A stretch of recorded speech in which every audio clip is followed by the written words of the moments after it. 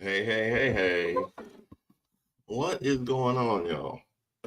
What is going on? Wishing you guys very happy Wednesday. I know. Normally we're a Tuesday operation here on the live. Um, the live got pushed back a little bit because I was just coming back off of vacation yesterday, and I'd have been doing the live off 45 minutes of sleep. And that is a wonderful way to say something to get yourself canceled. So I said, there's no need to do that if it's not like warranted and immediately necessary. But in the event that we have this news conference between Trump and Kash Patel, in addition to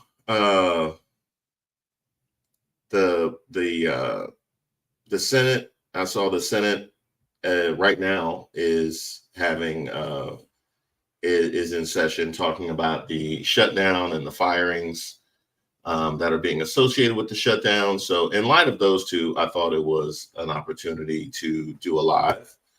Shout out to all you guys for coming in, and big shout out to Deshauna for stepping in and modding today as well. Much appreciated.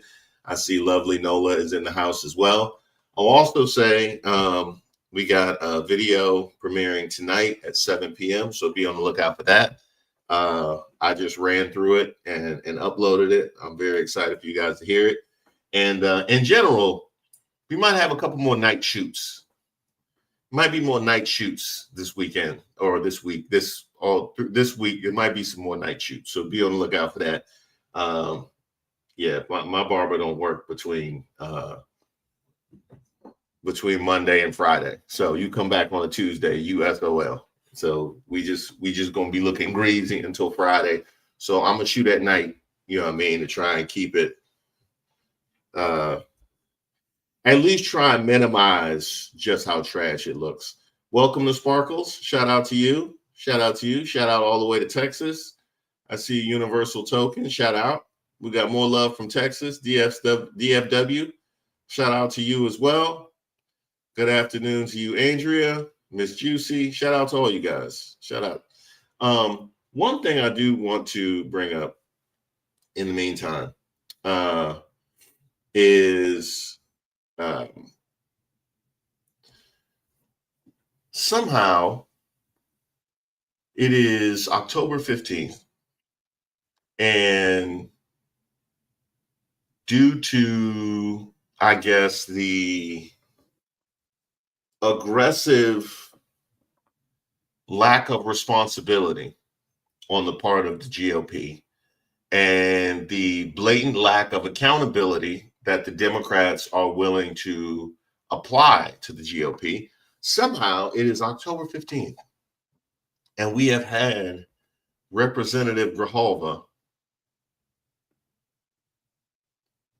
still not be sworn into Congress. That's crazy. That is crazy that it has gotten to this point. I recorded video about that, and the indictment that delaying her confirmation exhibits the consciousness of guilt associated with the ramifications of confirming Rep. Grijalva. All the manifestations of that. Okay. I recorded content about that before I left for vacation. I was gone for a whole week.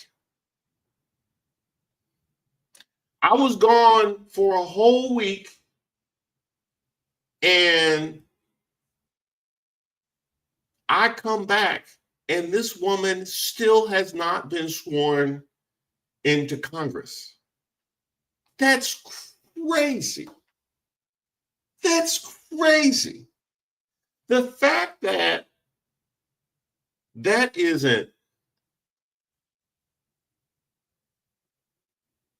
priority one for anybody that is on, it should be priority one for everybody, but since the right wing and MAGA cannot be trusted to do their duty and adhere to their oaths, it should be priority one for everybody.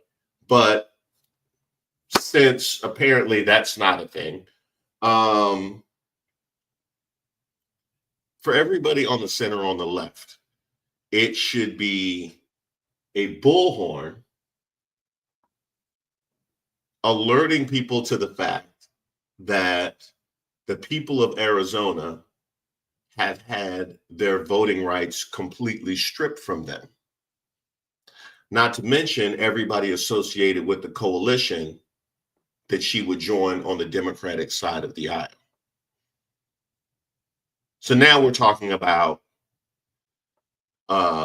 statistically a majority of Americans.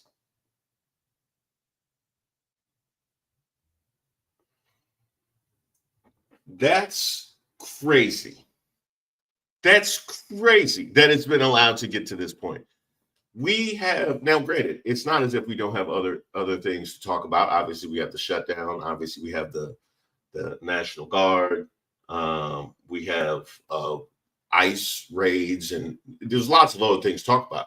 But just on a fundamental level, if we can allow them to keep a duly elected member of Congress outside of the body because they want to throw roadblocks in front of what her vote would represent, well, then what then can they be expected to do?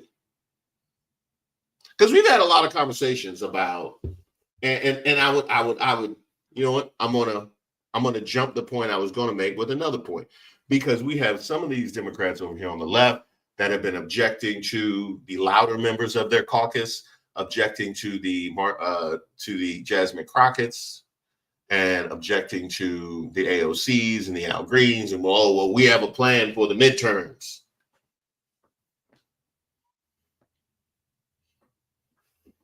Got a plan for the midterms. Got a plan for the midterm.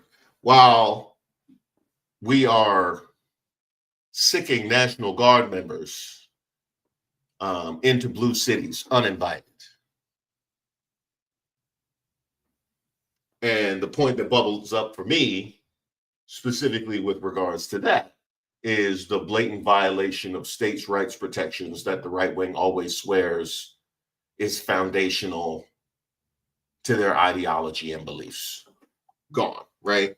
So while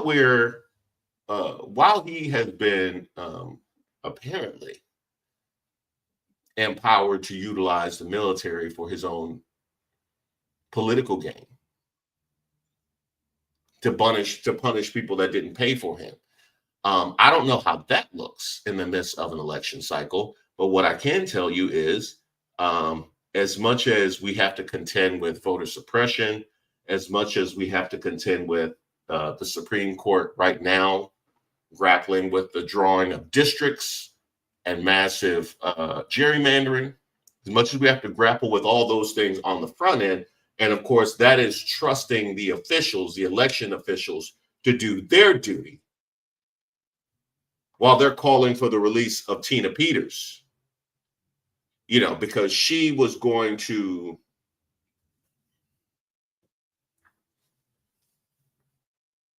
bastardize the entire process to Trump's advantage. So that's okay.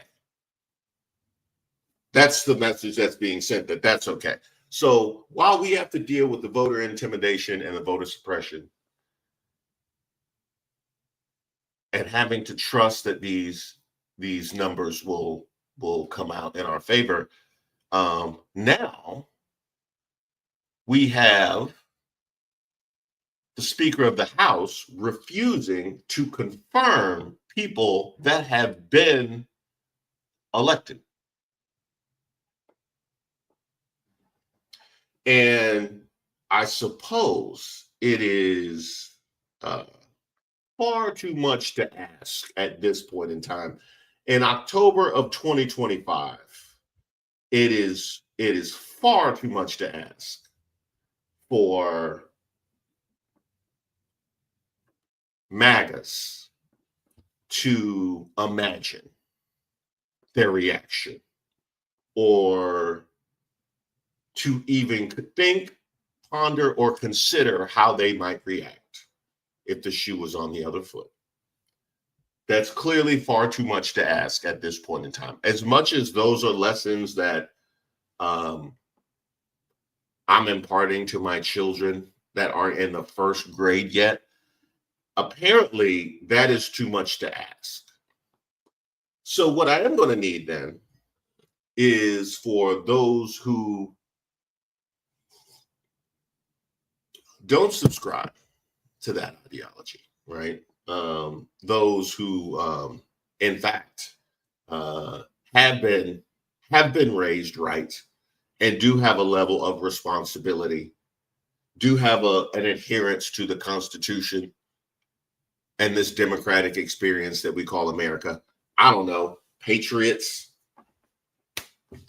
I might ask that they make this priority one. Because the fact that that woman is not in Congress is outrageous. It's outrageous. And the fact that they've been able to get away with not bringing her into Congress is as outrageous. Like, them trying to slow walk and delay her confirmation was outrageous enough, but they've been able to get away with it for 2 weeks now. And that's on the rest of us. That's been allowed to happen.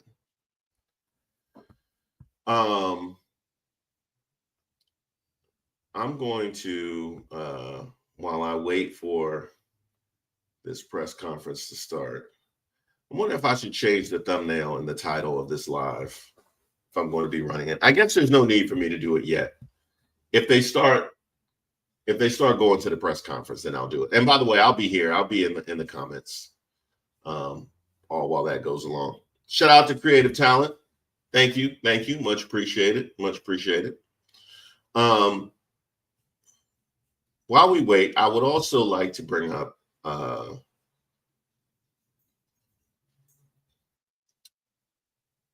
I did a video on Stephen A. Smith and Jasmine Crockett. I did a video about a week ago, all about his criticism of her.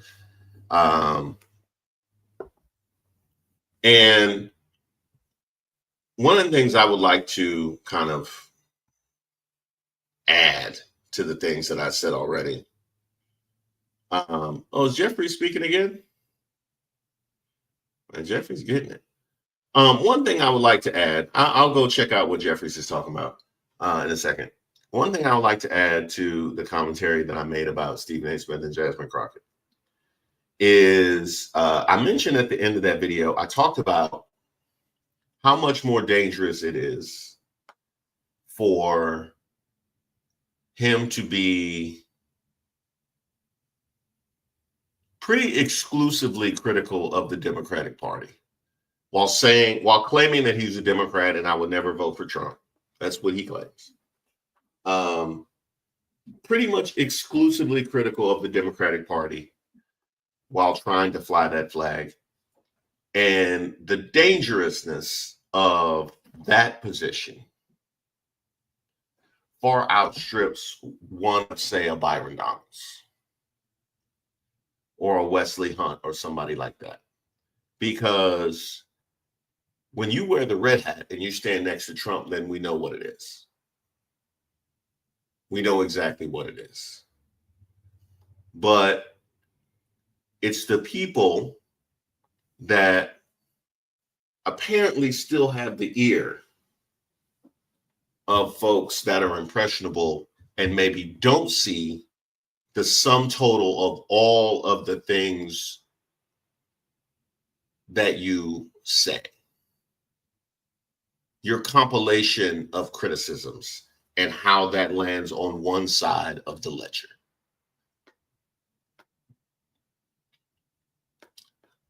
The damage that those people can do is much greater. And that's why in examples like the Stephen A. Smiths of the world. They have to be linked to the people that espouse similar views off the top and without cease. Just because he says, oh, I'm a Democrat, I would never vote for Trump. What has his criticism been of a pretty aggressive 9-10 months of activity from Trump? So I would take it that you co-sign that. So maybe you would have never voted for Trump, but apparently you regret that. Apparently you regret that because, you seem to ride with just about everything that he has to say. All your smoke is for the left side of the aisle. So, Aussie Bloom, do I have a sound problem? Y'all having trouble hearing me? I don't know. I don't hear myself. Is Miss Ray in the house? I saw somebody say hello to Miss Ray. I see Midnight Oracle. Shout out to all the mods. Shout out to, lovely Nola's in the house. Shout out to all you guys. Much appreciated. Reminder, I do have a premiere at 9:00 tonight. So be on the lookout for that. And you will enjoy it. You will enjoy it. I'll tell you, it's a Vivek. It's Vivek. I had to say something. I couldn't let them drag Vivek. And not get involved. You know what I mean? I couldn't let them drag Vivek and not get involved. You know what I mean? It's like that would be like seeing a scrap on the corner downtown and not taking your phone out. And you know what I mean? That would be like I continue to go about life when you at the restaurant and an argument pops up at the restaurant and you decide to leave. Like, why? No. And if it's Vivek, I'm jumping in that thing. If it's Vivek, I'm jumping in. I'm getting involved. And then shout out to Regina. She was helping with the research for that particular video. Then they called out his makeup. They said that he was lightning. They said the man was on that Sammy Sosa. They said the man was on that Sammy Sosa.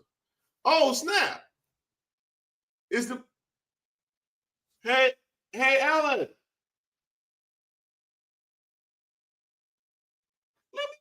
Is it up?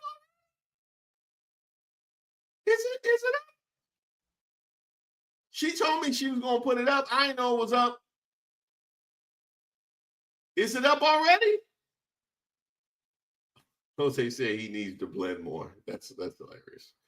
That's hilarious. Okay, my wife can't hear me. I did mention a while back that we were working on a new merch site. It will still be on my website, but we had to set up a different site in order to tie it to YouTube.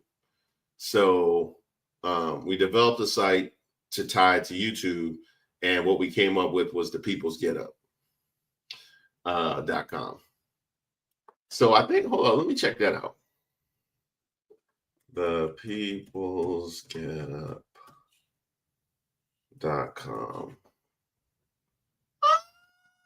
Oh, nice. All right. Okay. Now that looks nice. The peoplesgetup.com. Thank you, lovely Nola. Lovely Nola, you will always have the distinction of being the person that told me that my site was up. They don't, you always have the distinction. So yeah, peoplesgetup.com, so y'all can check that out. And that will be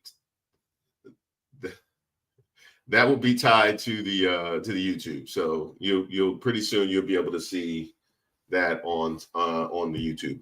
I had a point that I was bringing up before that came up. I can't remember what point I was making. Well, in any event, I'm excited for like some of the new stuff. Some of the new merch is gonna be dope, and I definitely appreciate all the suggestions. Gotten a lot of suggestions about making jerseys, which would be a good idea. So just be on the lookout for that. Be on the lookout for that. All right. So what else? Oh yeah, I was talking about Vivek. Yeah. So the Vivek videos is coming out. Really good commentary on that one. Really, really good commentary on that one. I do want to, if there's anybody in the DMV, because I know Virginia responded very strongly to the Winsome Sears video. I had fun making the Winsome Sears video. And I actually made that video before she crashed out at the debate. That was a pre-debate crash out video, and then the debate happened. So, it's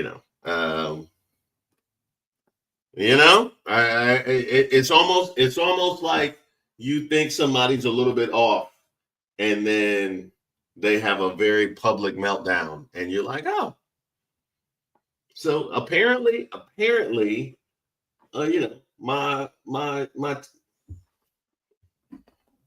my metrics were good. You know what I mean? Apparently I set the bar at a good place, when it came to that. So she definitely melted down. So welcome to all the new Virginians and the people in the DMV. You know what's wild is,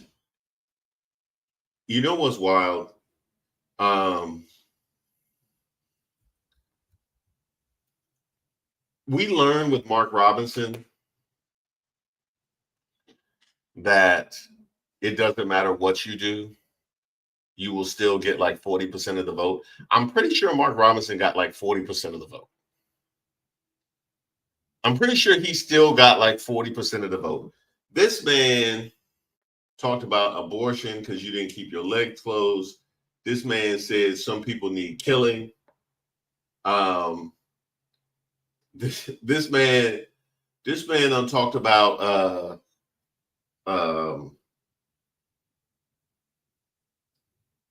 Black Panther being an anti-Semitic scheme against Black people, trying to shake shekels out of their pockets. This man done degraded all Black women. And that was before we found out about Pizzagate, where that was before we found out that he will order him a large Supreme and take it into the video shop to watch adult movies. That was before that report came out. And then that happened, and then Soldier.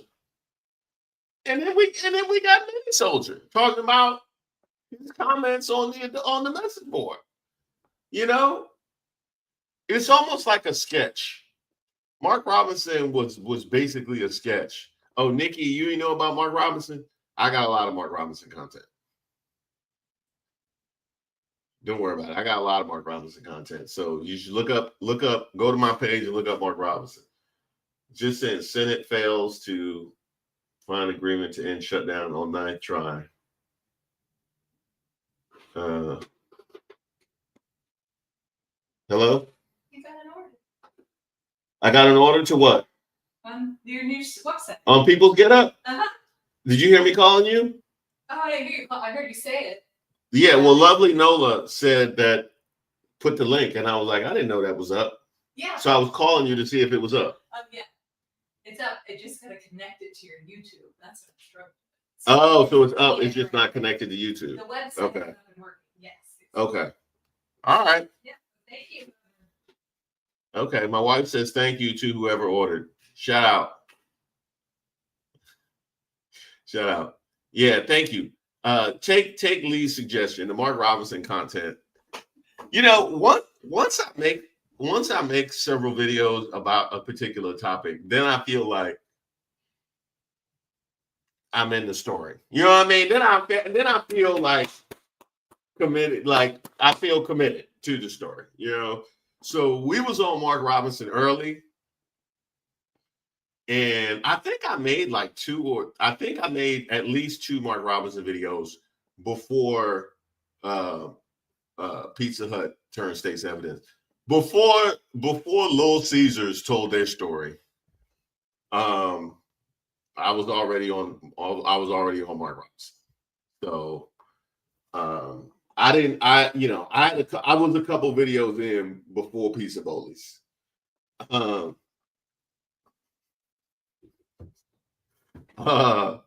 So yeah, so there's a couple of topics that feel that Vivek 1,000% is in that. 1,000% Vivek. You know, Vivek just hits me in a very Vivek just hits me in a very sensitive area. Just because, as I've asserted here before, I like to stand up against all forms of discrimination. Racism obviously is one that that really infuriates me. Anti-Black racism is one that very personally I object to and try and stand up to. And then you have anti-Black racism that comes from non-Black people. So not only do you have the discrimination, you have the racism, you have the anti-Black racism, but then you get a sprinkle of pick me. You get a sprinkle of pick me involved in that brew. And if it's coming from non-Black people, what that means also is that they are coming on the wings of the civil rights movement and the advances that people that look like me and my ancestors have fought and died for, to turn back around and cast aspersions on Black people. Well, that won't be allowed. That's no, that's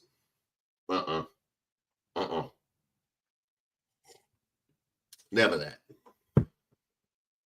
never that. Now, granted, I'm not gonna say obviously I'll be cool with a racism. Oh, that's a good idea, Manto. That's a good idea. The racism is expensive hoodie. I like that. I like that. That's my mama. I was just throwing out stuff there. Not that the white racism is okay. Clearly not. That's the reason why I have a racism. That's the reason why I have a whole bit called Racist of the Week. So clearly not.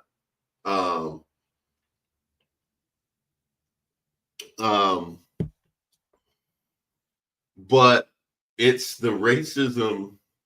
You know, it is a marriage of two things that grind my gears. It's the anti-Black racism, but it is also the pick-meism, because obviously, you know, I get riled up just in the pick-meism. Pick-meism is just,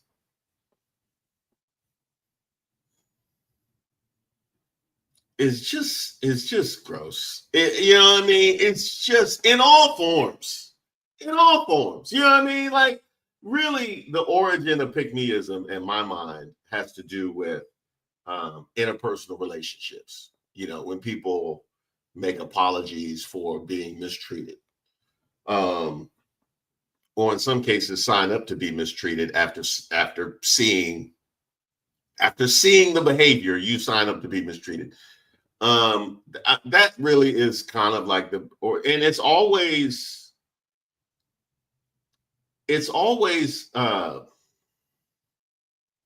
just gross. You know what I mean? It's just gross. But then when you have it when you have it like expand beyond interpersonal relationships and having to deal with how whole groups of people are being treated in this country, and then the ramifications of your pick-me-ism start to impact other people and whole communities, then it goes beyond just gross to like infuriating. You know, then you have something that I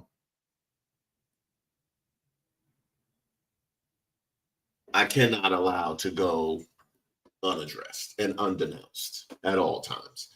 I did see that somebody, Quentin said, I'm in my deep thoughts today. That's funny because I really was just biding time until the FBI thing started, but they be on. Who you think was late? Was it Trump or Cash? Who you think was late? I was going to say Cash. You know, it was Cash was on CPT, but Trump don't never be on time. He had the whole Navy. He had the whole Navy wait. So he can't get that. Oh, Deshauna.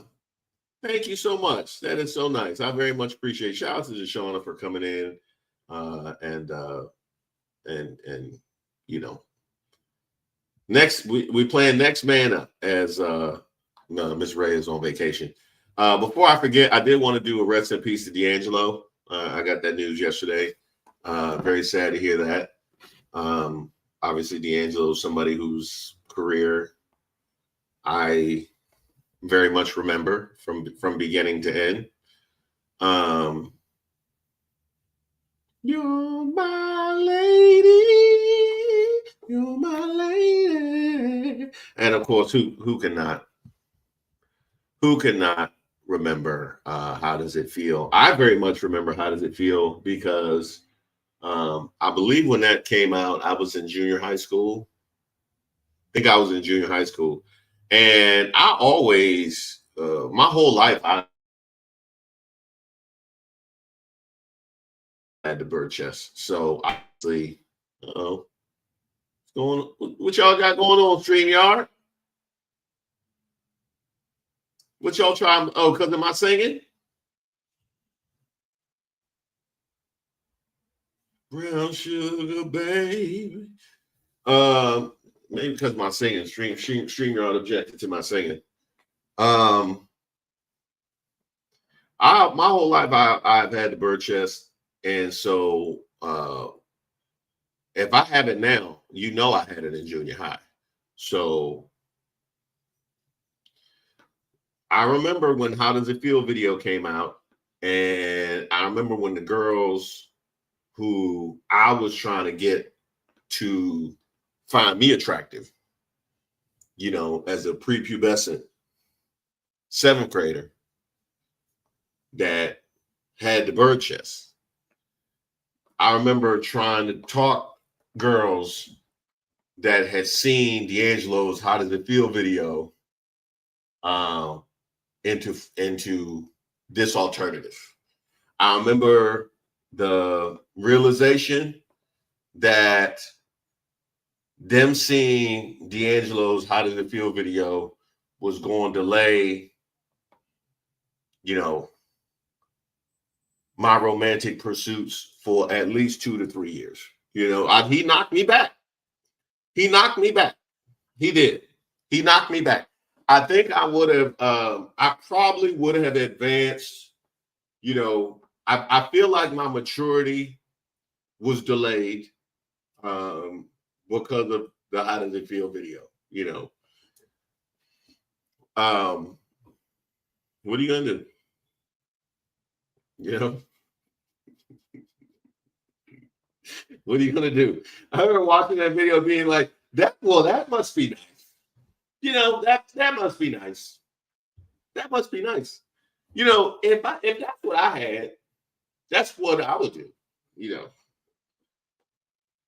that's what I would do. If I had, you know, if I had that upper body, that's what I would do. So, you know, I can't be mad.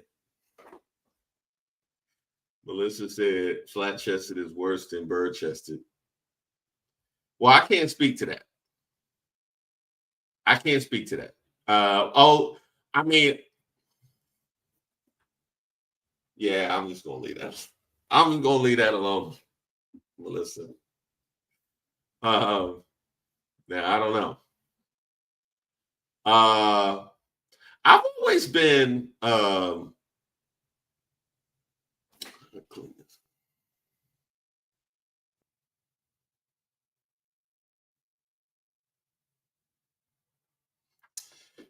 I guess like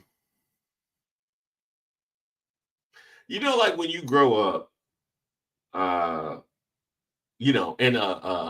of course I had my deviances where I would turn on the box, or I would turn on like BET After Dark or something like that. Or occasionally the Spice Channel would get clear, because it'd be scrambled, but occasionally it'd get clear. So of course I had my moments like that, but for the most part, I was just watching TV that was made for kids. So when they are like, their assessment of beauty is always about somebody's face. They don't make it about anything else other than somebody's face. And that's just kind of BET Uncut. That's right, Rita. Yeah, BET Queen. Yeah, it'd be BET Uncut. Yeah, I have my moments, but all the stuff they make for kids just be about the beauty of somebody's face, and so that's that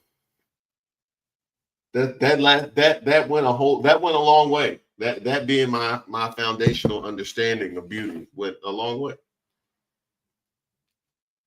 Now, obviously, I've expanded beyond that to personality and integrity. What's going on with my TV keep closing? All right. Rest in power to D'Angelo. And we are really, I always set a marker of my age when I see people retire in sports that I remember watching in college. That was always something like Vince Carter. Vince Carter, I watched in college at UNC. He went to the NBA, played 20 years, and retired. And when he retired, I was like, bro, I am old. Bro, I watched this man in college. Or when you see kids or people like Scottie Pippen Jr. Scottie Pippen Jr. is in the NBA right now. Patrick Surtain's son is in the NFL. Stuff like that, where I'm like, okay, it's probably time. It's probably time to get your prostate checked, and you should probably look into that man unit. It's probably. There's another one who plays for Tampa Bay. Antoine Winfield's son plays for Tampa Bay. He actually was on the Super Bowl team with Tom Brady. I remember his dad. I'm old enough to say he looked just like his dad. I'm old enough to say that.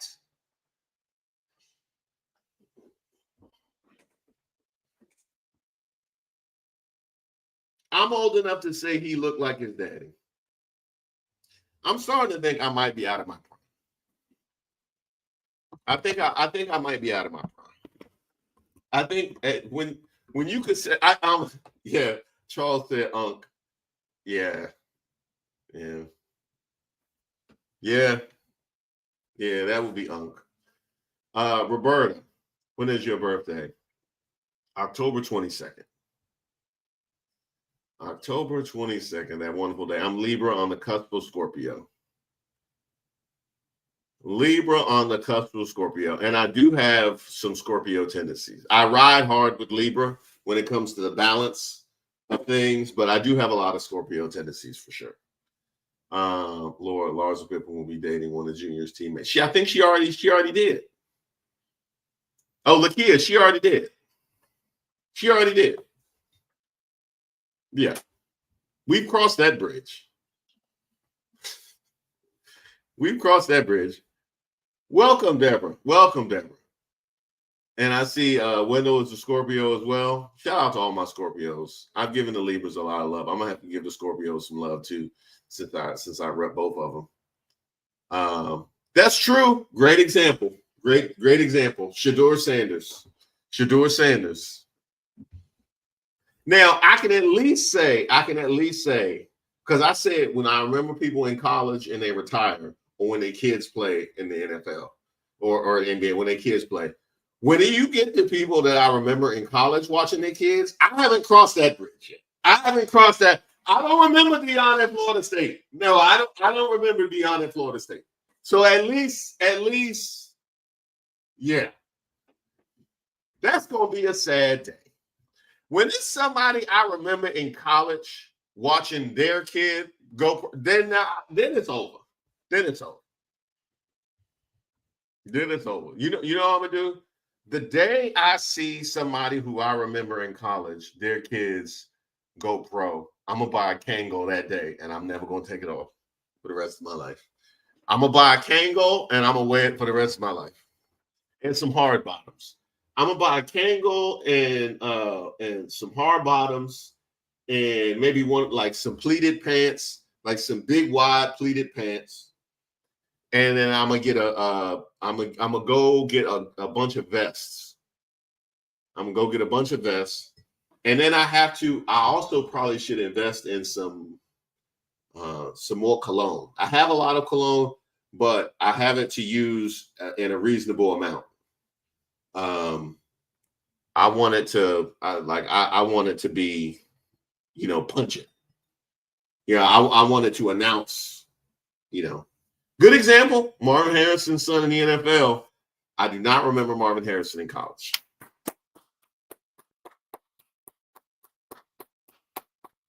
I don't remember Marvin Harrison in college. I'm protected. Sandal with the toes out. I can't do that. I just out of respect for y'all.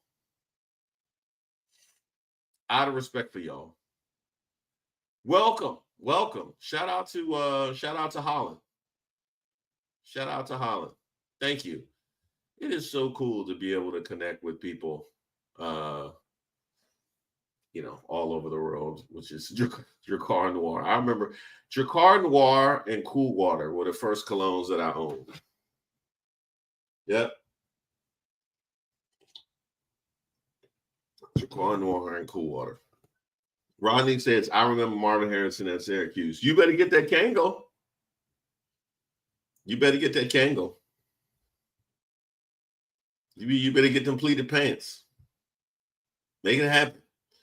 Shout out to you in Phoenix. I'm out here trying to advocate for y'all in Arizona to get your voting rights restored and for them to actually confirm your representative. I'm working on it. Bill said, Reese, you'll know you're old when your grandchildren have children. Well, that's true, but I waited long to have kids, so I missed the generation. I was in my 40s, so I missed the generation.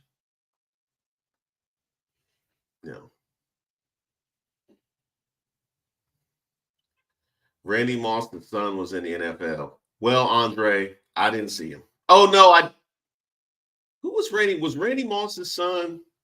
Did he play for LSU? Because I do remember Randy Moss in college, but I'm trying to remember his son. Thaddeus? Was it Thaddeus Moss? Hey, Andre, I ain't never see Thaddeus play in the NFL. I heard, I didn't see it. So I don't have to get that Kangol yet. I heard he was in there. I didn't see it. So yeah. One thing I did want to bring up too. I might just give up on on the FBI nonsense. They ain't talking about nothing. If it pops up, I'll keep monitoring it. Somebody let me know if they actually do something. Oh, wait. Oh, okay. All right, here we go. I'm sitting here talking and it's on. There you go.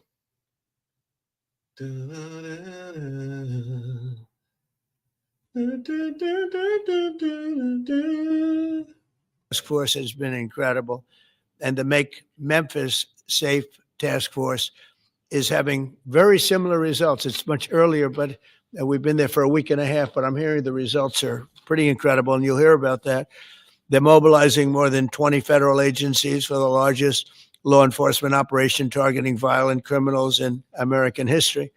As a result of these efforts, violent crime declined nearly 20% nationwide compared to the same period last year, and it was the safest and most peaceful summer in 2 decades. And honestly, we haven't really even gotten going yet. If we didn't have to fight all of these radical left governors, we could have had Chicago taken care of, as an example. They had, in a short period of time, 4,000 murders in Chicago, and we have to listen to this man stand up and say that we're bad people. And the people of Chicago are walking around with MAGA hats. You have women, beautiful black women, walking around with MAGA hats. Please let the president in, and we don't care how he does it. They're not interested in National Guard or Army, Navy, bring them in, Marines, bring in the Marines. They just want the crime to stop. And more so because of the success that we had in D.C. I think if we didn't have that success, nobody would even believe it. So I want to congratulate all of the incredible law enforcement professionals joining us today, especially Attorney General Pam Bondi, who's terrific, Deputy Attorney General Todd Blanche, who is a fantastic legal talent. He really is. He's a great guy, too. And, of course, FBI Director Kash Patel. They have worked so hard on this and other things. Since the start of the administration, the FBI has arrested over 23,000 violent criminals, more than double the number arrested in the final year of the Biden disaster. The FBI has also destroyed or severely disrupted more than 170 organized criminal enterprises and gangs, 1,600 of the most violent gangs, and confiscated over 6,000 illegal firearms. And they've tracked down and arrested 4 fugitives on the most wanted list, 4 of the most wanted. Actually, 2 of them were the most wanted fugitives in the world.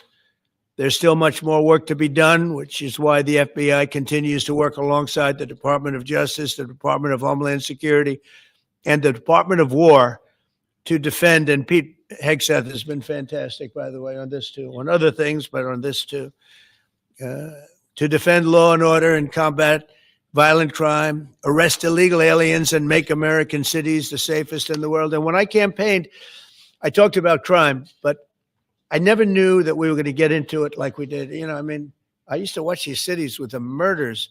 Chicago recently had one deal where they had 11 murders in one weekend. And they said, well, yeah, but it was a holiday weekend. They actually told me that was the reason. Like it was okay because it was a holiday. It was Labor Day. These people are the worst. They really have to, they better, I tell you what, the people in Chicago and the people in places like that can be fixed. At some point, it gets to where you can't fix it anymore. It's too far gone. And we have some cities like that.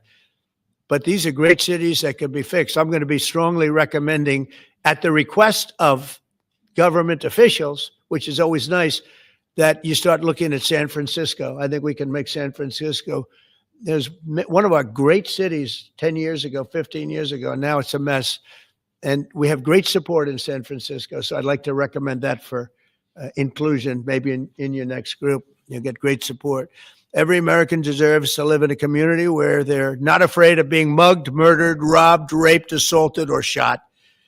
And that's exactly what our administration is working to deliver. I didn't realize I was going to make this such a big factor in the administration. I didn't really campaign. I campaigned on crime, but I never thought we'd go into every city and take a really safe city that we've all been living with for years and make them safe. And now it's like a passion for me, and it's a passion for the people behind me. So I didn't get elected. I did get elected for crime, but I didn't get elected for what we're doing. This is many, many steps above. And I want to thank Stephen Miller, who's right back in the audience right there. I'd love to have him. I love watching him on television. I'd love to have him come up and explain his true feelings, but maybe not his truest feelings. That might be going a little bit too far. But Stephen, thank you for doing an unbelievable job. And the people of this country love you, I tell you, and they love what you say about crime and stopping crime. So now I'd like to ask Director Patel to say a few words, and then Pam and Todd also. And I just want to congratulate them. This is an amazing thing. And we're just at the start. We're going to go into other cities that we're not talking about purposely. We're getting ready to go in. And when they go in, like Cash as an example told me that people didn't even know.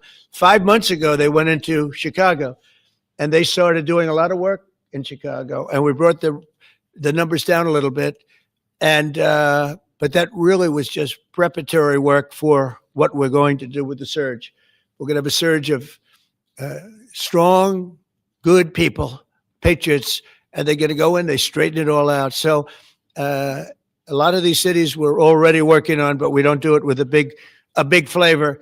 But in a little while, you're going to see some numbers that you're not going to believe. And I think you'll probably start with Memphis, because I'm hearing the numbers are much quicker than we even thought possible. But again, DC it speaks for itself. Chicago is going to be okay. We're going to save Chicago. And I told you, and I told them, a very respected man, the head of the Union Pacific, said, "Sir, save Chicago. It can be saved." And the way he said it, it was like, can you believe it? We're trying to save Chicago. But I understood exactly what he wants. And that's what we're going to do. We're going to save all of our cities, and we're going to make them essentially crime-free, like other countries have crime-free. If you go all over the world, you go to the world, you hear Afghanistan and you hear all these different places. Our crime in certain cities is worse than anything they can even imagine. And we're not going to have that any longer. It's going to stop, and it stops right here. Cash, please. Thank you, Mr. President. What I'd like to do is just highlight some of the outstanding work that the men and women of the FBI have been doing. And thanks to your brave leadership and the mandate you were given by the American people, not only defend the homeland, but crush violent crime, you tasked us with our great partners at the Department of Justice and the Attorney General and the Deputy Attorney General to start making arrests and bring prosecutions and safeguard our cities. And you said it, this is just the beginning. In just 7 months, I hope the media takes a look at every one of these charts, because these are the best numbers for fighting crime in U.S. history, and it's only 7 months in. And to do that, our vehicle to do it of choice was Operation Summer Heat, which the FBI architected to go after violent criminals. And in just a 3-month span, you had 8,700 arrests of violent criminals. You had 2,200 firearms seized off the streets permanently to safeguard our communities. You had 421 kilograms of fentanyl seized. Just to put that in perspective, that's enough to kill 55 million Americans alone. You had 45,000 kilograms of cocaine seized. And thanks to our Department of Justice partners, you had 2,100 indictments in 3 months, from June to September alone. Mr. President, that in and of itself would be historic for a 4-year presidency. You did that in 7 months because you let good cops be cops, and you partnered us with the right people at the Department of Justice to put the handcuffs on and bring them to court and put them in prison. And if that weren't enough, when you look at the year, for the entire 7-month period that we're talking about here, if you look at the past 4 years of the Biden administration, 16,000, 17,000, 15,000, 15,000. That's the number of arrests year over year of violent felons in this country for the Biden administration. Mr. President, in 7 months, you have 28,600 arrests of violent felons in just 7 months alone, because of your leadership and the dedication of the men and women at the FBI who want to go out there and do the job they were prevented from doing, because that department used to be weaponized and politicized. And this is what happens when you take out the fangs of weaponization. This number is historic by every metric. 28,000 people have been arrested, violent felons alone. And then when you go over there and look at some of these charts, if you don't mind, I'll just hop over here. Look at the metrics for not just violent crime, but the homeland. Mr. President, during your administration, the FBI has found and located 5,400 children. That is a 30% increase year to date over the last administration. Violent crimes against children arrests alone are up 10%. Gang arrests are up 210% in the last 7 months alone. And transnational organized crime, which Stephen Miller has been a great partner in, is up over 12% alone. These numbers are historic just as a snapshot. But just so people don't think we're focusing on violent crime alone, the national security mission, Mr. President, under your leadership has never been stronger. We have gone after espionage activities against our main counterparts in China, Russia, and Iran. In China alone, we've had over a 50% increase in espionage arrests alone and prosecutions. In Iran, we have had a 50% increase, again, in espionage cases. And in Russia, we've had a 33% increase in espionage cases alone. When it comes to counterterrorism, year to date, we have 125 arrests this year versus 100 last year to date alone. And when it comes to the cyber criminal activities, which are some of the largest enterprises plaguing everyday Americans, we at the FBI have put out a mission to go after cyber criminals like never before. Last year, they had in total 191. This year, you already have 252 arrests, 52 arrests of violent cyber criminals who are stealing from senior citizens, who are violating our children's rights and freedoms, and who are violating everyday Americans. These programs are record. And two of the things I'll finish with that I'm most proud of, Mr. President, this FBI, fentanyl. As you know, it's a scourge that is killing our youth, 100,000 plus a year. To date, the FBI has seized 1,900 kilograms of fentanyl. That's enough lethal doses to kill 127 million Americans alone, to date. And if that weren't enough, Mr. President, you said we have to go after the worst of the worst. And you empowered our Department of Justice, our Attorney General, Deputy Attorney General, and the Deputy Director at the FBI, led the charge, not just on summer heat, but he also led the charge in the FBI's 10 most wanted fugitives. These people have been on the run for years. And in 7 months, you captured not one, not two, not three, but 4 of the FBI's most top 10 fugitives, 4. And just to put that in perspective, Mr. President, the Biden administration captured 4 in all of 4 years. You're on 7, and we're going to get to 10. We're going to get to 10 of 10. This includes a lady who murdered her 6-year-old handicapped child and fled to India. We got her in 2 months. This includes a narco trafficker. This includes a sex trafficker. This includes another first-degree murderer and gangbanger. These people were on the run because of the prior administration's reckless policies that destroyed our communities. And you came in and with a mandate said, go after the worst of the worst. This is just the beginning. This is what happens when you let good cops be good cops at the FBI. Mr. President, I just want to thank you for your incredible leadership, our brave partnership with prosecutors who know how to bring cases and make sure these arrests stick. And that's what the Attorney General and the Deputy Attorney General have led the charge across this country, because arrests without prosecutions are meaningless. We are deterring criminals from doing this activity. We are preventing criminals from coming into America. And we are absolutely crushing violent crime like never before and defending this homeland, sir. And not to mention, I almost forgot this one. It took you, sir, 2 weeks to get the Abbey Gate bomber. Joe Biden had 4 years to look for him. You got him in 2 weeks, thanks to the interagency effort by the FBI and the CIA, went to Pakistan, and now 13 brave warriors who were senselessly murdered because of disastrous Afghanistan withdrawal. They have justice, their families have a peace of mind, and we're going to continue to find the others, Mr. President. On behalf of the FBI, sir, I just want to thank you. Thank you very much, James. Great job. Very good. Very impressive. Ken? President Trump, the men and women of law enforcement say 2 things to me repeatedly. First, you have taken the handcuffs off them and let them do their jobs, and you let cops be cops. That's why all this is happening. The director, the deputy director are working around the clock. All of these great men and women in the FBI, they have families at home, and they are working during a government shutdown right now. Many of them have small children. Many of them, I was talking to an agent this morning, many of them have babies at home, and they are working around the clock to not only keep our country, but our world safe. And that's what Operation Summer Heat did. Thank you, Director, and to the Deputy Director for everything you did on behalf of the Department of Justice, and you're going to continue to keep doing. And they set the stage for what we're doing in Memphis. You're going to hear a lot more about that, our joint task force next week, but they set the stage for Memphis. And last night alone in Memphis, there were almost 70 arrests. There were 12 guns seized, and there was a 70-year-old man arrested as a result of our operation in Memphis who raped a child under the age of 3. That one case makes everything we're doing worthwhile. So thank you all for being here on behalf of both of us. Thank you, President Trump. Thank you, Doug. You want to say something? Sure. Thank you. Thank you, Mr. President. So this is a great day. And I think there's stats that the director talked about, which are important, but I want to give 2 examples of what summer heat has done that actually will apply hopefully to everybody in this room. The first is for over 4 years during the last administration, there was a hotel in a town, the middle of a town in Alaska, that was being run as a drug den. There were over 1,000 calls to 911 over 4.5 year period.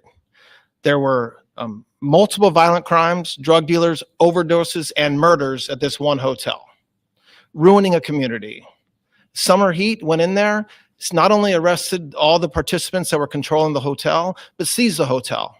And so that's one example of what summer heat means to everyday Americans that just want to live in peace. The second example is a large narcotics trafficking group that was selling fentanyl in the state of Washington. They were shipping fentanyl and using commercial aircraft, putting fentanyl pills and powder onto in suitcases, flying them from the southwest border, mostly Arizona, all the way to Washington. It had been going on for an extremely long time, and the entire organization was arrested. And I say those 2 examples because it's easy to look at the board and see 1,000 arrests. How much different is our communities now compared to the past 4 years? But there's actual life examples. Every one of these arrests means that our streets are safer, and that's because of the work of this administration, of President Trump and Director Patel. So I will tell you, Attorney General Bondi and I are together every day with Director Patel, figuring out ways that we can continue to do this work, and it's not going to stop. Like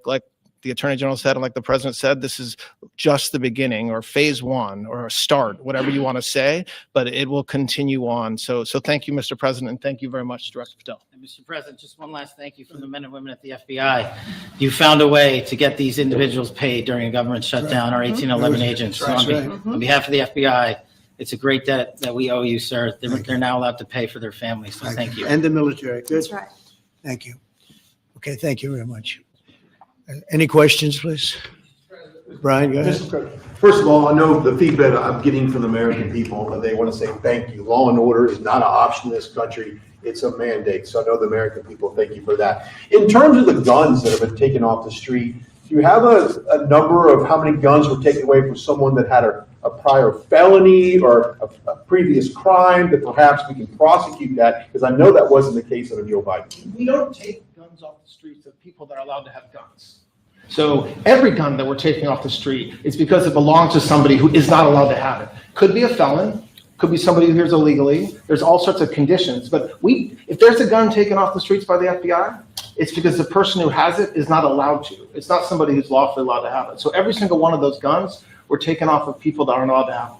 And not including the FBI, all of the other agencies. ATF alone since January 20th has removed over 25,000 illegal guns off our streets just since President Trump's been in office. And Mr. President, if I could follow up on that, could there be any further conversation to have national concealed carry applied to actual DC? Like if you had a driver's license in Texas and you had a permit, of course you could drive. Well, as you know, they've been talking about that for a long time.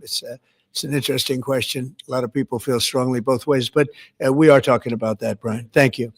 Mr. President, on Venezuelan boats, I want to ask you, why not have the Coast Guard stop them, which it is empowered by law to do? You know, this way you can confirm who's on the boat and ensure that they're doing what you suspect. Because we've been doing that for 30 years, and it has been totally ineffective. They have faster boats. Some of these boats are seriously, I mean, they're world-class speedboats, but they're not faster than missiles. But we've been trying to do that for years, and so much of the drugs, 25-30% would come in through the seas. Right now we have, I would say, none coming in through the seas. In fact, I don't know about the fishing industry. If you want to go fishing, a lot of people aren't deciding to even go fishing. We've almost totally stopped it by sea. Now we'll stop it by land. What's the next But step? it never worked. It never worked when you did it in a very politically correct manner. What's the next step in this war on cartels? And are you considering options? Are you considering strikes on land? Well, I don't want to tell you exactly, but we are certainly looking at land now because we've got the sea very well under control. We've had a couple of days where there isn't a boat to be found. And that I view that as a good thing, not a bad thing. But we had tremendous amounts coming in by boats, by very expensive boats. You know, they have a lot of money, very fast, very expensive boats that were pretty big. And the way you look at it is every boat that we knock out, we save 25,000 American lives. Uh, let me let me jump in here. So y'all keep your eye on that. Y'all keep your eye on that. Let me know if any more happens that's worth like talking about and covering there. But I need to let my feelings be known about that. First of all,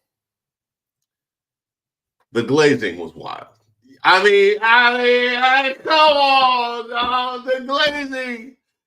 I just want to, yeah, Heavenly Father, for shining your light on me. I mean, really, the glazing that's embarrassing. That's, not only is it embarrassing for you, it's so over the top that it's transparent. Like, it's ineffective when it clearly is performative in order to pump up his ego. And then you have the part where we're supposed to believe that he is the art of the deal. He is like this shrewd operator when it comes to his international negotiations, when we see in front of our own face exactly how to curry favor with him. You guys show us every time how to curry favor with him. It's for all the world to see. And then we wonder how it, that's, you know, I mean, that's, they brought the FBI director in to read charts. They brought the FBI director in to read charts. That's like the group project where you're like, Cag, man, you wasn't. Where were you when we were working? I don't think he should participate. I don't think he should participate. Well, you know, it'll look bad if he don't participate. Then they'll start asking questions. So just have him read the charts. You know, I gotta know nothing. Just have him read the charts. Oh, that's a good idea. That's a good idea. Cash, you go ahead and read the charts. Then Todd, mad. But I gotta talk last. He wasn't even here. I prepared all those charts, and he gonna be reading the charts, and people gonna think he did. Well, we gotta deal with that backstage. Now, what is interesting, there was a lot of interesting things. I took some notes. Let me start with this part. Because there was a whole lot that was said. There was a lot of information that was given about crime statistics.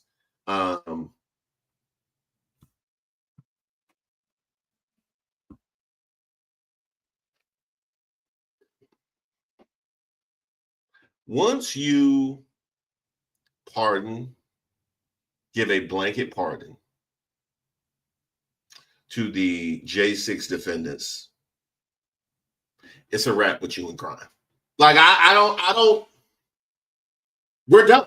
Like, once you give a blanket pardon to the J6 defendants that have been accused of some pretty nasty things, both on January 6th and previously, and after, actually. Once you give a blanket pardon to the J6 defendants, we're done when it comes to you in crime. We're done. We know exactly what it is when it comes to you in crime. We know how you relate to crime, and we know how you relate to defendants, depending on what color hat they're wearing. You gave us all of the information. All of the information. I would add a second caveat to that. Once you delete publicly available crime information as you did post Charlie Kirk in order to prevent more people from realizing the truth of right-wing violence. We're done when it comes to you talking about crime. We're done. We're done. You've given us all of the information twice. Twice you've given us all of the information about how you relate to crime and how you relate to defendants, depending on what color hat they're wearing. You've told us everything. So how I'm supposed to receive this in any other way is absurd. Why would I receive this in any other way?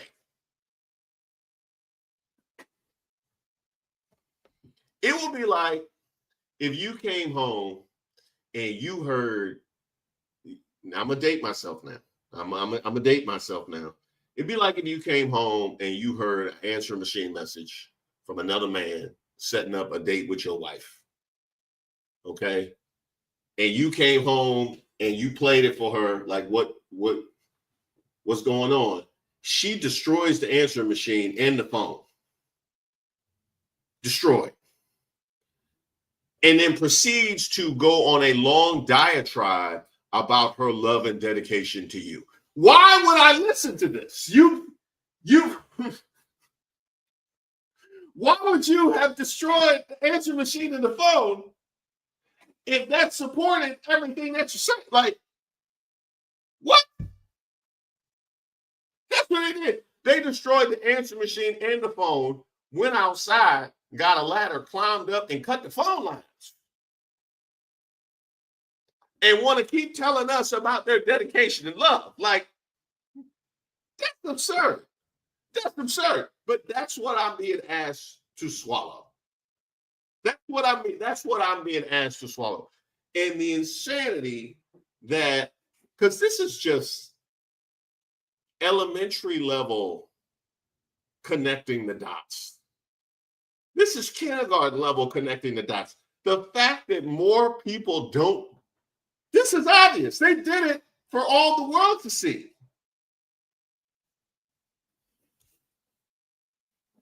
I would add a third. I would add a third.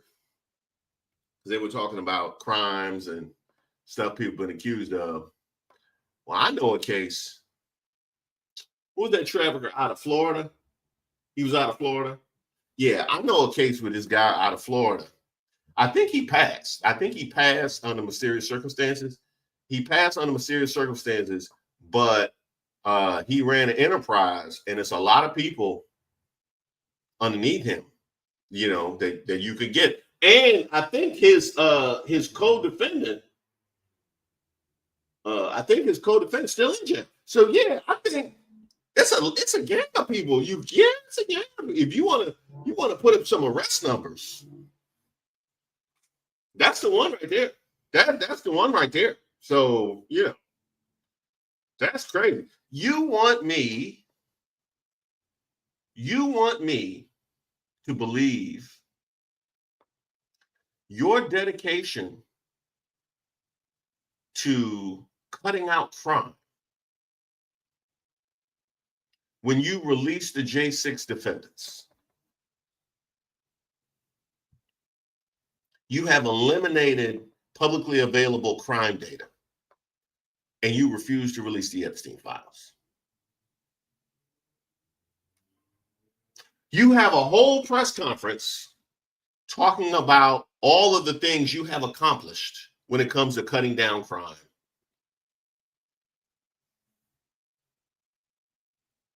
While all of those things hang in the back.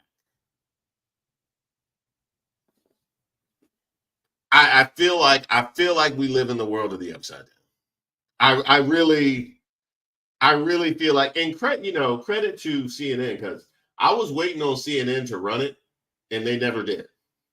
Shout out to y'all. I mean, you messed me up because that's why I got started late. Because that's why I didn't know it was on, because I thought they would have cut to it. Credit to y'all. Credit to y'all. That was well done. That was well done. Beautiful black women walking around with MAGA hats. Where? Y'all seen that? Y'all seen that? Y'all seen that? I think he was talking about some BBW corn that he was watching last night. I ain't seen that. I ain't seen that. But I do love that he said, they said, we don't care how you do it. He said they want you to clean it up. You know, the women that nobody has seen, where there's no evidence, we don't know how you do it. And then another thing he said with regards to the Venezuelan boats is, you know, when you do it by politically correct means, you know, you can't do it. So we had to just go. So in two instances, we don't care how you do it, and we had to stop doing it in a politically correct manner. He is completely divorced himself from legality. Because that's what he means. We said, well, you got to do it in a politically correct manner. You mean legal? You mean legal? That's what you're talking about. You mean legal. Well, we don't care how you do it. You mean it, you mean legal? You mean legal. The man had a whole press conference with the head of the FBI and the DOJ talking about extrajudicial behavior in the White House. Imagine that. Imagine that. The Stephen Miller thing was interesting. He said two things First, he said, I should have him come up to express his feelings, maybe not his truest feelings. Oh, no. We want to hear his truest feelings. I mean, I think we've heard his truest feelings, but by all means, let him share exactly how dark his heart truly is. Right? Because what you're telling us is all of the stuff that we have heard from him up to this point hasn't been his truest feelings. His truest feelings are much worse and much darker than that. Thank you for that one. Thank you for that one, sir. He also said, I love to watch him on TV. I grasp upon that. I grasp upon that because you wonder, why would Trump have brought in such unqualified people in his administration? Knowing that he's going to answer for the misdeeds of Pete Hegseth and Kristi Noem and Kash Patel and Pam Bondi and Howard Lutnick, knowing that he's going to answer, and Sean Duffy, knowing he's going to have to answer for their wild disqualification for being in these roles, why would he have brought them in? He told you. He told you. I like to watch him on TV. He just told you exactly what the qualifications are to be in the administration. And apparently, he don't like watching us on TV. I'm sorry, Byron. I'm sorry. I know all the licking that you did. I know. Man, he don't like watching us on TV, apparently. So that's about. Now, one thing I did want to get into before we go. So Kash Patel was out there spouting out arrest numbers. Now,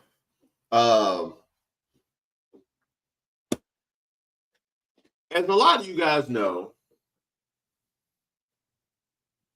I spent a lot of my life in New York City. I moved to New York City in '98 and mostly lived there off and on. I spent some time in Connecticut and New Jersey and LA, but I mostly lived in New York until I moved back here a couple years ago. Moved back to DC, right? So I lived through the 9/11. I was in New York for 9/11. But the Rudy Giuliani years I lived through, and what came out of ensuing investigations into Rudy Giuliani and his handling of the NYPD is that just as Kash Patel is doing, just as his Trump administration is doing, they wanted to show you arrest numbers to highlight their smackdown on crime. And those arrest numbers were used to demand more money from the city for police officers, for police equipment, to hire more police. It was overtime, all that kind of stuff, right? We're showing you arrest numbers and look at all the work that we're doing. We need more money. That was the whole thing. Well, let me ask you this. Let's make it simple. Let's say you have 10 people that live in a village. And you're saying it's too much crime in the village. It's too much crime in the village. Oh, I got it. I'll go in and we're gonna do a sweep. We're gonna do a sweep. You go in, you arrest 4 people. Right? Look, we got 4 arrests. We tamping down on crime. Look, we arrested 4 people ain't been arrested. It's been years since it's been 4 arrests. We got 4 arrests. That's good job. Good job. You got to tamp down on crime. Good job. Well, you done arrested 4 people. So now you ain't got but 6 people left. Well, we arrested 4 people last year. We gotta arrest at least 4 people this year. We gotta at least tamp it up to 5. You arrest 5 people. Look, we're doing arrest. We arrest 5 people. We arrest 5 people. We got it. We got it. Oh, good job. Good job. You arrested 5 people. You know, we'll give you some more money. Now we got some more money. What we gonna do then? What we gonna do then?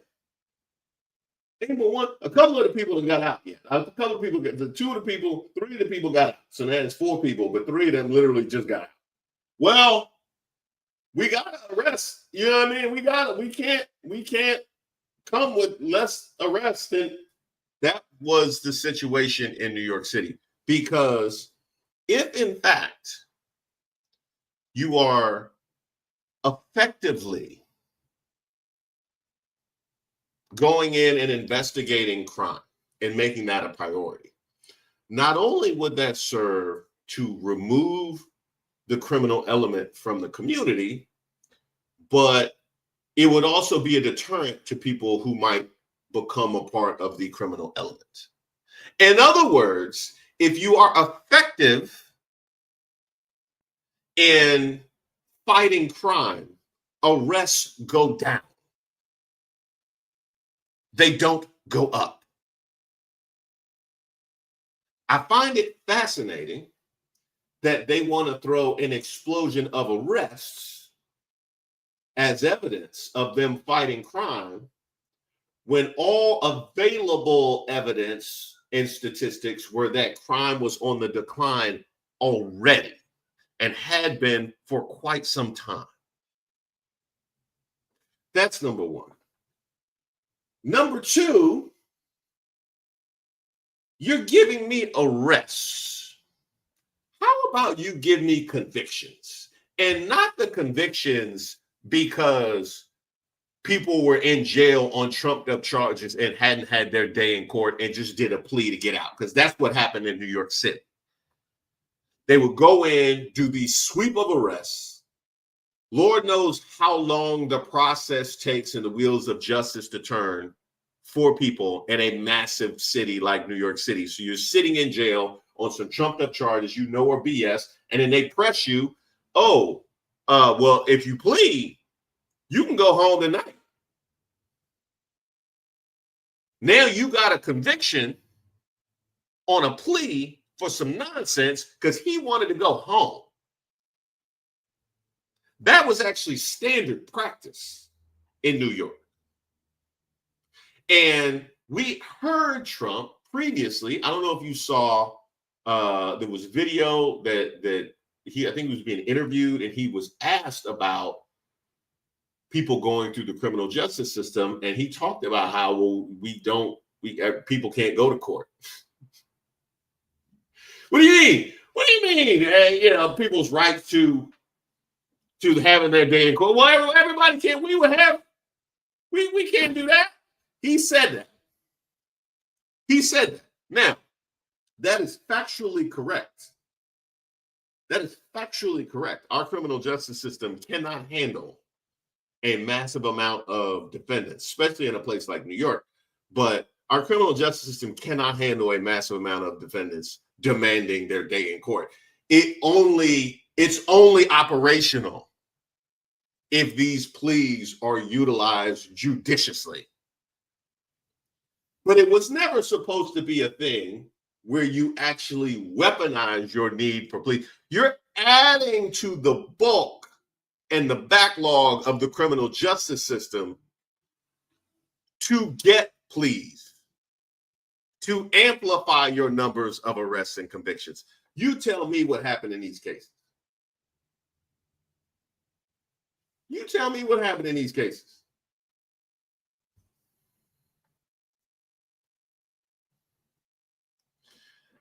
Thank you, Catty Kitty. I appreciate you. Thank you, thank you, thank you. Well, Reese, I had a big butt, big eyes, and a flat chest in junior high. I even got called Big Bird or Garfield. Garfield? Lee, we love you, Lee. We love you. Hey, you beautiful online. Kristen, thank you so much, Kristen. I appreciate you. Thank you, thank you, thank you. Send Kristen a shout out if you received her gift. Lee, Winsome Earl Sears kills me with her pick me, because how do you miss that Trump hates black women? You trying to be the governor of Virginia talking about the federal layoffs are good. That thing was wild. That thing was wild. And he don't even know your name. Well, if he does, he certainly wasn't about to say it when he was speaking in front of the Navy in your state. I mean, him not knowing your name might be the best explanation. Mr. Waters, I think Stephen A. Smith is a Republican, not a Democrat. I've never seen him criticize Republicans. I would second that. I would second that. A. Strick, appreciate the truth-filled, non-embellished commentary. Thank you. Much appreciated. Much appreciated, A. Strick. What else did I have to get to? Oh, yeah, the Venezuelan boats. Now, here's where the Epstein case and the crime statistics become a problem. So we have these Venezuelan boats that are exploding, and the administration telling us that they are fighting narco traffickers. I have no reason not to believe that, but I have no reason to believe that. You have given me no evidence, no information whatsoever. Nothing. And by virtue of things like your unwillingness to release the Epstein files and your elimination of criminal statistics, we have learned, and I would say common sense tells us, that a lack of evidence, a lack of receipts invites suspicion of guilt and wrongdoing. We're coming off of years of, no, nothing happened. The shooting was justified. Can we see the footage? No, you cannot. We're coming off of years of that.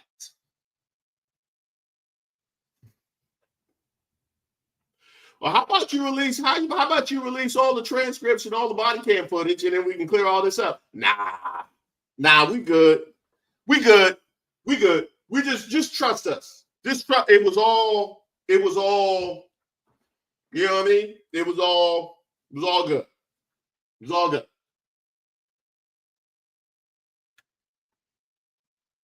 You have all the time, space, and opportunity to alleviate any suspicion by providing all of the context for what happened. And you refuse to do that. So you leave me no choice. You leave me no choice but to elevate my suspicion of exactly what's going on. And it didn't help that the justification given by J.D. Vance, and believe me, I'm going to go all the way in on J.D. Vance, especially when it comes to these young Republicans. That's coming soon. That's coming soon. It didn't help when J.D. Vance gets out and starts talking about how, well, you know, these people are poisoning American citizens and that's the best use of our military. Okay. So apparently, if the vice president of a country says these people are poisoning our citizens, it is the best use of our military to destroy boats off the coast of their country. Well, I guess that works for everybody now, doesn't it? I guess those boats off the coast of Florida, California, Louisiana, they should all be careful. They should all be careful, because if the vice president of another country says they poison our citizens, they could just blow it up. Because the vice president said.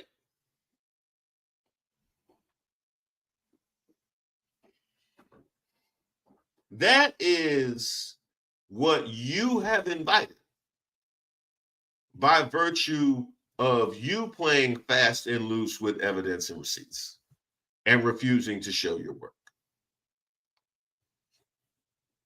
That is the world that you have created. Before I get out of here, I had some stuff left. By the way, I'm gonna circle back around. Happy 600K, by the way. Happy 600K.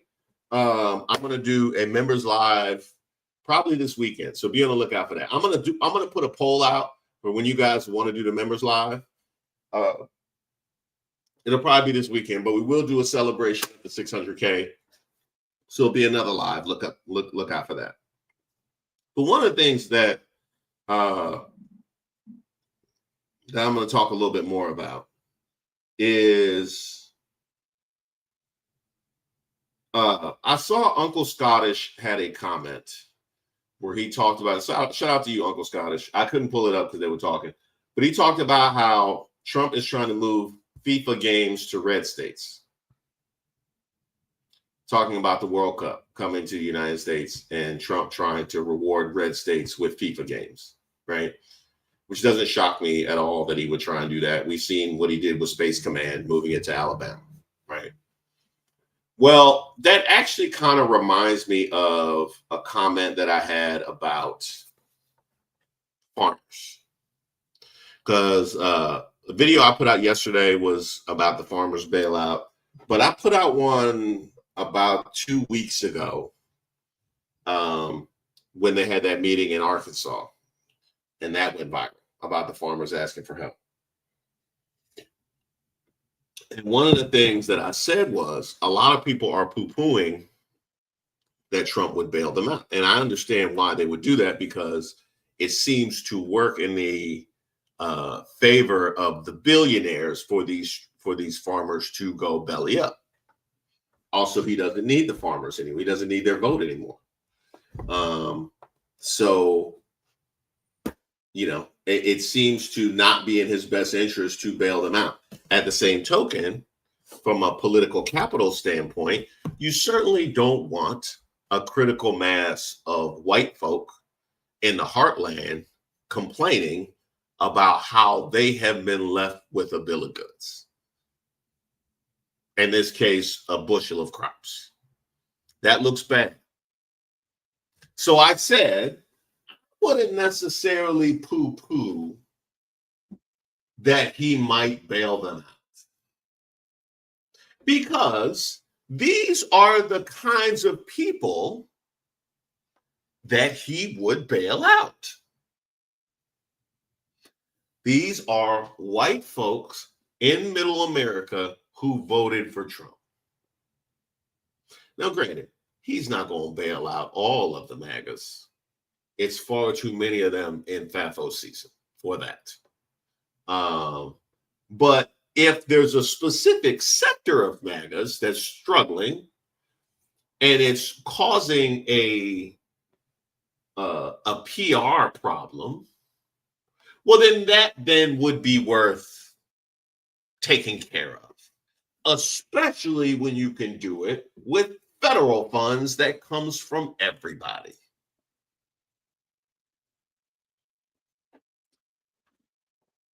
One of the things that I am paying a bit of attention to right now is how our federal funds are being used, especially to advance partisan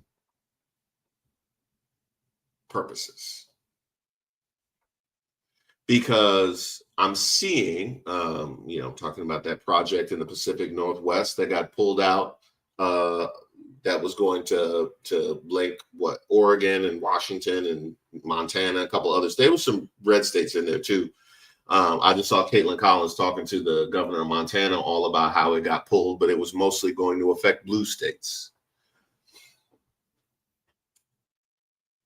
I'm very much going to start paying a lot more attention to the ways in which Trump is continuing to attempt to punish blue states and blue voters financially and reward red states and red voters in using our money to do it. That's something I'm going to start paying a lot of attention to. So be on the lookout for that. All right. Shout out to y'all for jumping on live, because Lord knows I did not give y'all a fair warning for this one. I gave Deshauna a heads up, but that was about it. Thank you to Caddy Kitty. Shout out to Caddy Kitty making it rain. Gave out 3 of them things. Send Caddy Kitty some love if you receive one of her gifts. I also want to send a very hearty welcome to Autumn Sun. Welcome, welcome, welcome. Of course, thanks again to Creative Talent, A Strick, Aracelis, and to Lee. Thank you very much to Kristen, Lee doubling back, and of course, Caddy Kitty going off at the end, and of course, a welcome to Autumn Sun. Be on the lookout for this weekend's 600K live. I'll send a notification. I'm going to do a poll in advance of that, but premiere at 6 p.m. tonight. And I'm telling you, it was a fun one. This one was a really fun one. So you will enjoy that. And thank you, Empress.